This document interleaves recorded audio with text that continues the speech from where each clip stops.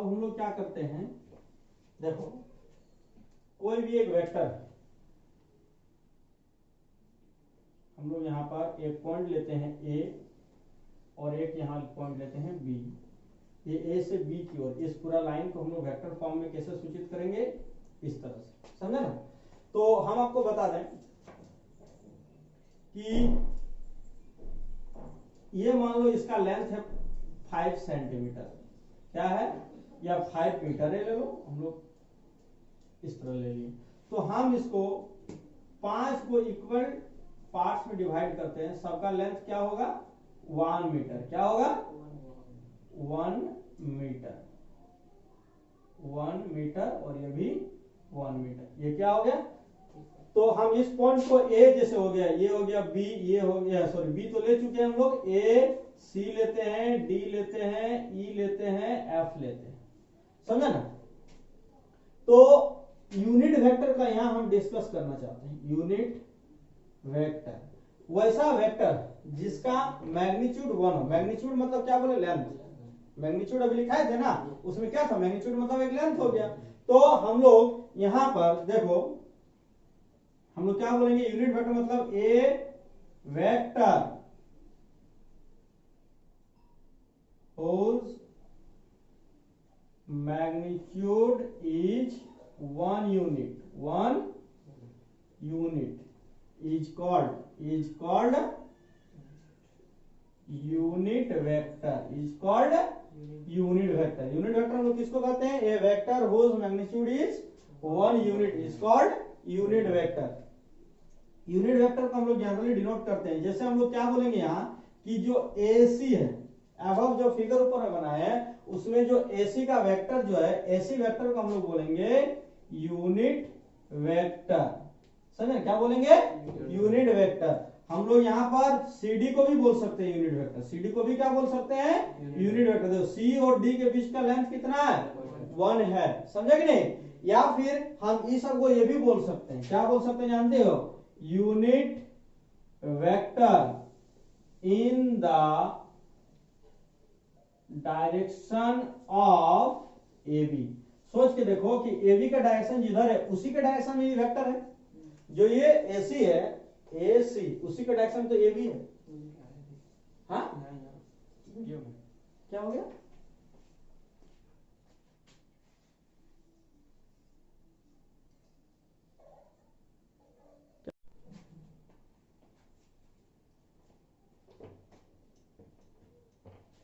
चलो अब हम लोग क्या करते हैं, देखो कोई भी एक वेक्टर, हम लोग यहाँ पर एक पॉइंट लेते हैं A और एक यहाँ पॉइंट लेते हैं B। ये A से B की ओर इस पूरा लाइन को हम लोग वेक्टर फॉर्म में कैसे सूचित करेंगे, इस तरह से, समझे ना। तो हम आपको बता दें कि ये मान लो इसका लेंथ है 5 सेंटीमीटर, क्या है, या 5 मीटर है, ले लो, हम लोग इस तरह ले लिए।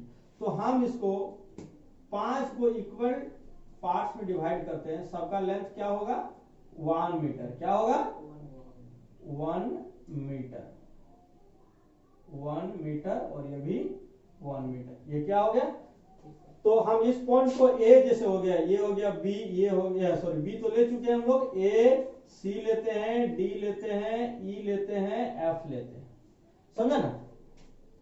तो यूनिट वेक्टर का यहां हम डिस्कस करना चाहते हैं, यूनिट वेक्टर, वैसा वेक्टर जिसका मैग्नीट्यूड 1 हो। मैग्नीट्यूड मतलब क्या बोले, लेंथ, मैग्नीट्यूड अभी लिखाए थे ना, उसमें क्या था, मैग्नीट्यूड मतलब एक लेंथ हो गया।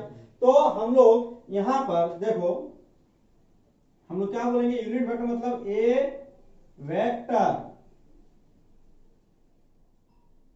whose magnitude is 1 unit, 1 unit is called unit vector, is called unit vector। unit vector हम लोग किसको कहते हैं, a vector whose magnitude is 1 unit is called unit vector।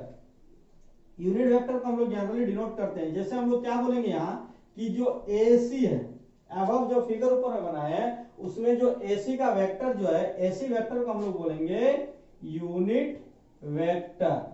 समझे क्या बोलेंगे? Unit vector. हम लोग यहाँ पर CD को भी बोल सकते हैं यूनिट वेक्टर। CD को भी क्या बोल सकते हैं? Unit vector. देखो C और D के बीच का लेंथ कितना है?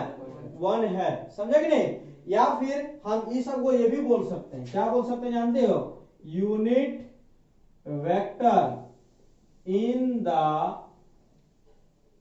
Direction of AB। सोच के देखो कि AB का डायरेक्शन जिधर है उसी के डायरेक्शन में ये वेक्टर है। जो ये AC है, AC उसी का डायरेक्शन तो AB है। हाँ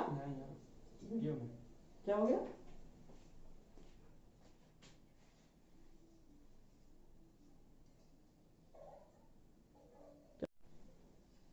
तो देखो फिर से इसको हम समझाते हैं कि ए बी एक वेक्टर है जिसका लेंथ को हम लोग 5 मीटर माने हुए हैं, और इसको हम लोग क्या करते हैं कि 5 गो अलग अलग पार्ट में हम इसको डिवाइड करते हैं, इक्वल पार्ट से। सारा पार्ट्स का लेंथ कितना है?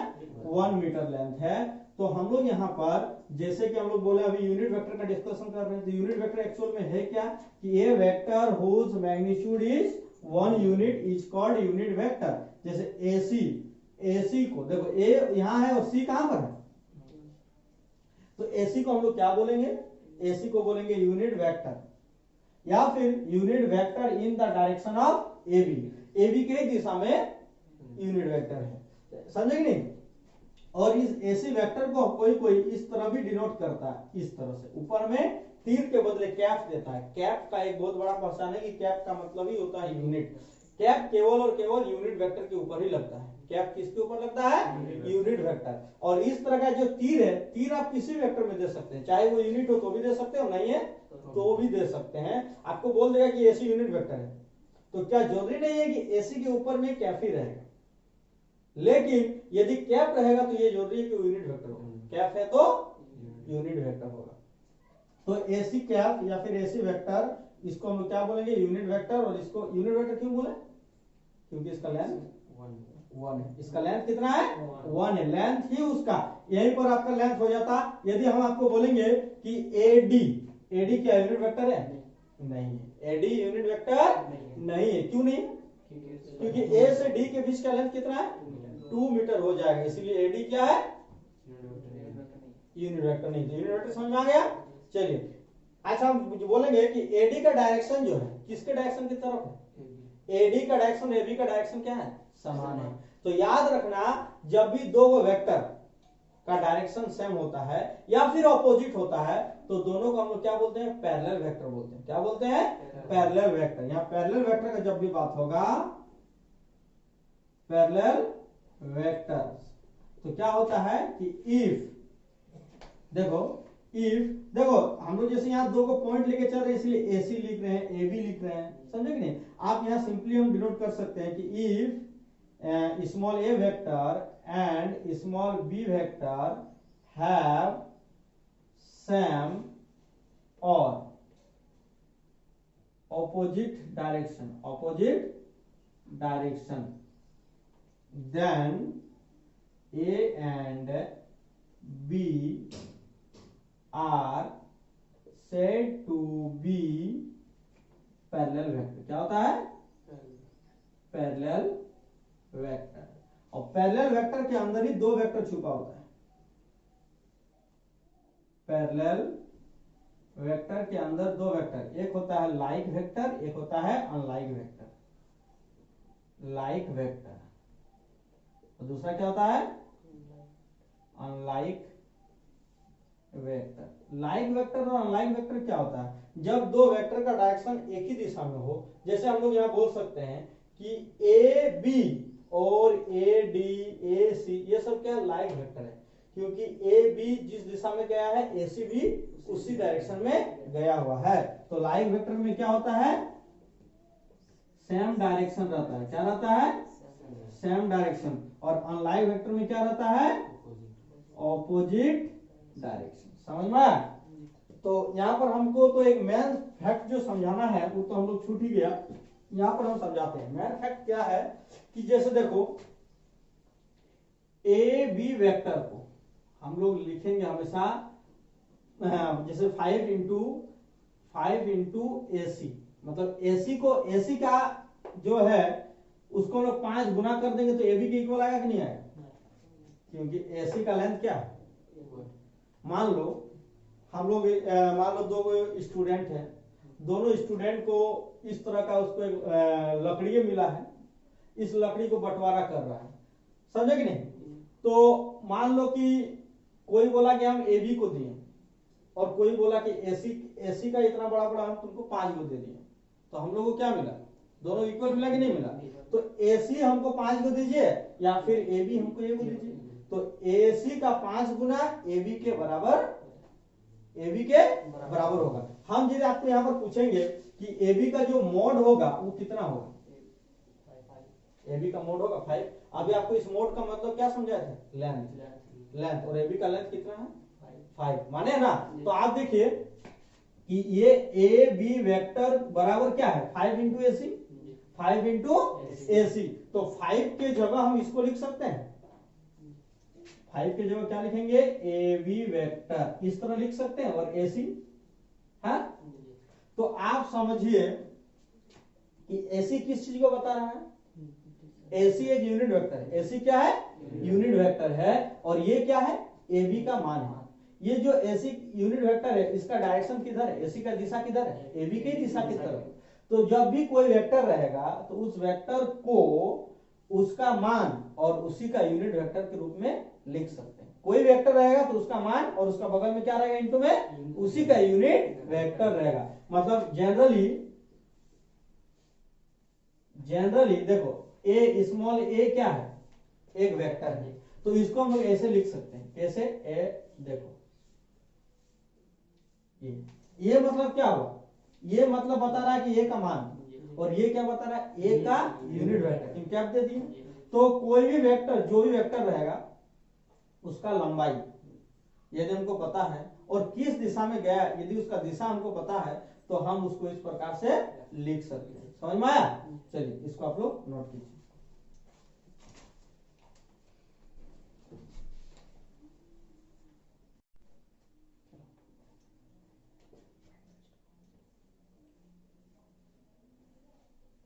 देखो हम लोग का ये बहुत ही इंपॉर्टेंट है, इसका यूज अभी हम लोग जस्ट करेंगे। ये जो है ये समझ में आया क्या किया हम, कि कोई भी वेक्टर हो, मतलब इसके पास क्या है, इसके पास डायरेक्शन भी है और लेंथ भी है, लेकिन ये जो हुआ ये ओनली हो गया ये लेंथ और ये हो गया डायरेक्शन। तो इसीलिए कोई कोई बोलता है कि यूनिट वेक्टर केवल डायरेक्शन को ही रिप्रेजेंट करता है, किस डायरेक्शन में। तो ए कैप क्या चीज बता रहा है कि ए के डायरेक्शन, ए कैप क्या बता रहा है, इस ए कैप का डायरेक्शन और ए का डायरेक्शन क्या है, सेम है। समझे ना, सेम नहीं रहेगा तो हम इस फॉर्म में उसको लिख ही नहीं सकते थे, समझे ना। तो देखिए अभी हम आप लोगों को बता रहे हैं कि आप वेक्टर रिप्रेजेंटेशन यहां पर देखेंगे, वेक्टर रिप्रेजेंटेशन है ना। वेक्टर रिप्रेजेंटेशन समझने के लिए इससे पहले आप लोगों को थोड़ा सा यहां पर हम बताते हैं, एक बहुत जरूरी है, vector triangle law of vector addition. क्या नाम है, triangle law of vector addition, vector addition, triangle law of vector addition. सोच के देखो कि यहां पर और यहां पर मान लो एक कोई बच्चा है, ये ए है, ये अपना घर से निकला, अपना दोस्त का घर गया बी, और अपना दोस्त को लेके अपना स्कूल चला गया सी से। एक बच्चा क्या किया, ए से ए जो है किसी बच्चा का घर है, वो बच्चा यहाँ से निकला, वो अपना दोस्त का घर गया, अपना दोस्त को लिया और फिर जाके वहां सी मतलब स्कूल पहुंच गया। और मान लो इसी घर से कोई बच्चा क्या किया, घर से निकला सीधा स्कूल पहुंच गया, सीधा स्कूल पहुंच गया। तो अभी आपको हम बताएं कि डिस्प्लेसमेंट क्या होता है यहाँ वेक्टर के मुताबिक, समझे ना। क्या हो गया इसमें, इंटरनल स्टोरेज रनिंग लो, 128 GB भी अपना भर गया, उसको पूरा डिलीट करना पड़ेगा। देखो तो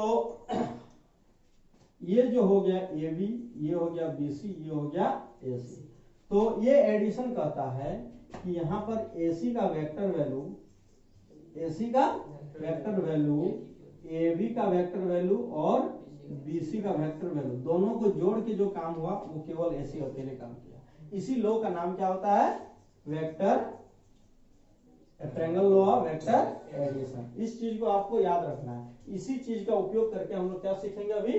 वेक्टर रिप्रेजेंटेशन। क्या सीखेंगे? Vector representation. तो देखो हम लोग कैसे क्या करते हैं, आप लोग तो ये तो आराम से सुने होंगे कि X axis Y axis, negative direction को इंडिकेट करो चाहे ना करो, चलो कर दिए। यहां पर कोई एक पॉइंट लिए P, क्या लिए? पॉइंट P लिए। P का वैल्यू है मान लो x, y। P का वैल्यू क्या है? x, y। और यहां से हम लोग एक लाइन रेडी किए, एक लाइन तैयार किए। चलो यहीं पर देते हैं। ये लाइन क्या है? ये ओरिजिन होता है, वो तो सबको पता है, OP। इस लाइन का नाम क्या दोगे? OP। तो आप OP को किस तरह से रिप्रेजेंट करेंगे? OP एक वेक्टर हुआ, किसके जैसा? जैसे हम लोग AB वेक्टर को लिखे थे। AB क्या था? दो पॉइंट को मिलाने वाली स्ट्रेट लाइन का वेक्टर फॉर्म था ना? तो ये OP भी क्या है? O और P, दो पॉइंट है, O और P दो पॉइंट है। दोनों पॉइंट को जो ज्वाइनिंग किया उस स्ट्रेट लाइन को रिप्रेजेंट किया वेक्टर के फॉर्म में OP वेक्टर। क्या किए? OP vector. तो इसको किस प्रकार से लिखा जाएगा? आप तो जान ही रहे हैं कि ये डायरेक्शन क्या है? एक्स एक्सिस का डायरेक्शन है। एक्स एक्सिस का डायरेक्शन को हम लोग कैसे, किससे रिप्रेजेंट करते हैं? आई से, है? तो इस सोच के देखो कि हम यहां से ये परपेंडिकुलर है तो इसको हम लोग ड्रॉ करते हैं ये। तो आपको पता है कि यहां से यहां का लेंथ होगा x, लेंथ है, और ये वाला लेंथ होगा, ये वाला लेंथ होगा y। ये वाला लेंथ क्या होगा? y होगा। तो हम लोग को पता है कि इस पॉइंट को हम लोग यदि m मान लेते हैं, क्या मान लेते हैं? m। तो देखो यहां पर OM वेक्टर को किस तरह से इंडिकेट करेंगे? OM, ये भी तो एक वेक्टर है। वेक्टर मतलब यहां पर स्ट्रेट लाइन, क्या है? Straight line.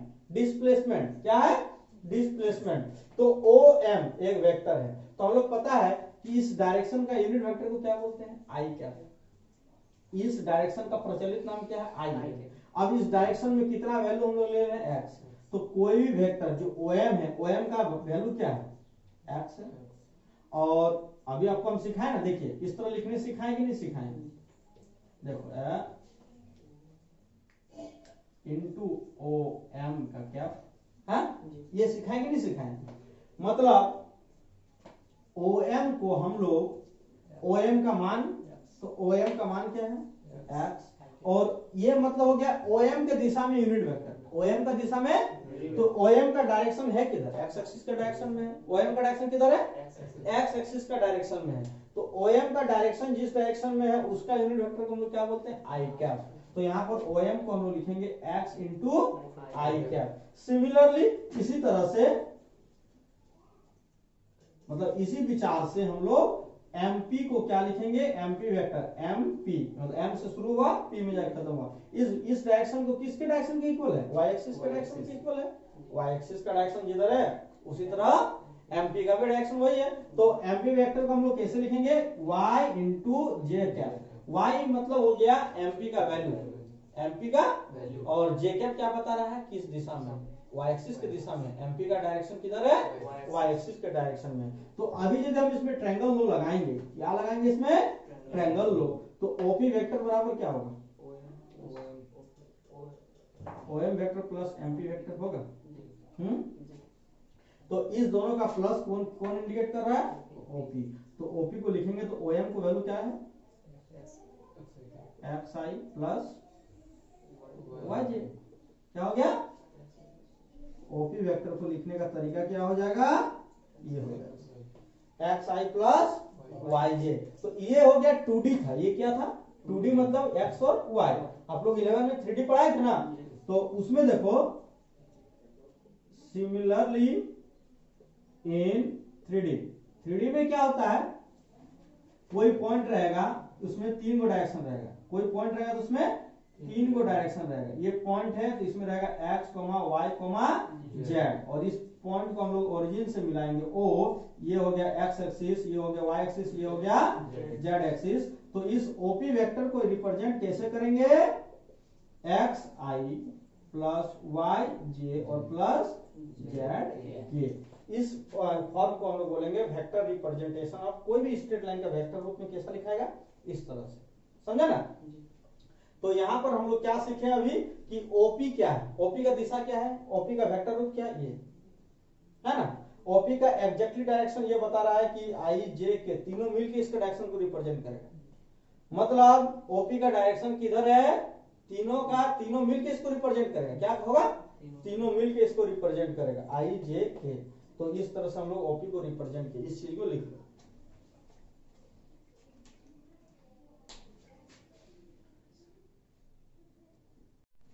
देखो, तो इसके बाद हम लोग क्या करेंगे,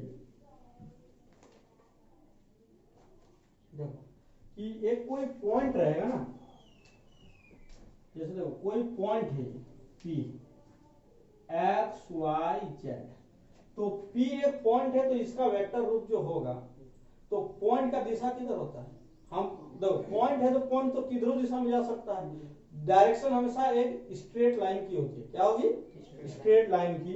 तो इसके लिए हमको एक लाइन तैयार करना पड़ेगा, और लाइन का जो अगला पॉइंट होगा वो कहां होगा। अब तो हर पॉइंट कौन कहां होगा कोई जाना पहचान नहीं है, और सबसे प्रचलित पॉइंट होता है ओरिजिन, क्या होता है, ओरिजिन।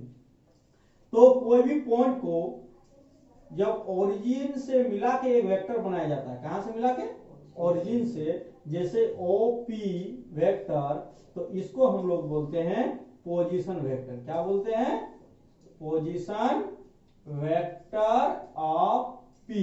इसको क्या बोलेंगे, OP को पोजीशन वेक्टर ऑफ, और OB रहेगा तो क्या बोलोगे, कोई पोजीशन वेक्टर ऑफ B।